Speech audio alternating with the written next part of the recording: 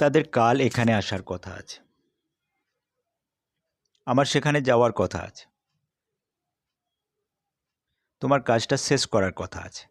এই বাক্যগুলিতে আমরা কিছু কমন শব্দ ব্যবহার করেছি। কথা আছে।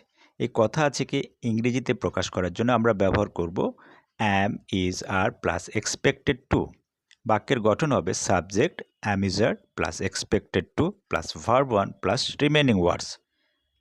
তাদের কাল এখানে আসার কথা আছে। They are expected to come here tomorrow. They are expected to come here tomorrow. আমার সেখানে যাওয়ার কথা আছে। I am expected to go there. I am expected to go there. তোমার কাজটা শেষ করার কথা আছে। You are expected to finish the work. You are expected to finish the work. তোমার অপেক্ষা করার কথা আছে।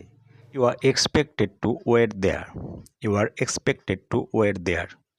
এবার আমরা ব্যবহার করব কথা ছিল। তার এখানে আসার কথা ছিল। তোমার অপেক্ষা করার কথা ছিল। ছেলেটার বাড়ি যাওয়ার কথা ছিল। এই বাক্যগুলিতে আমরা ব্যবহার করেছি কথা ছিল।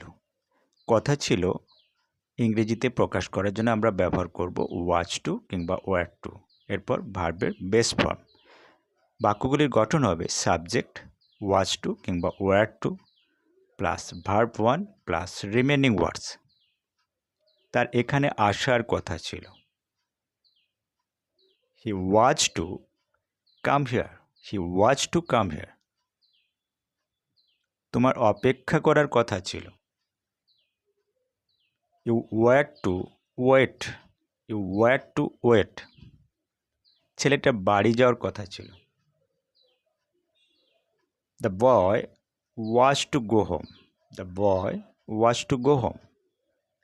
কাল তোমার কাজটা শেষ করার কথা ছিল।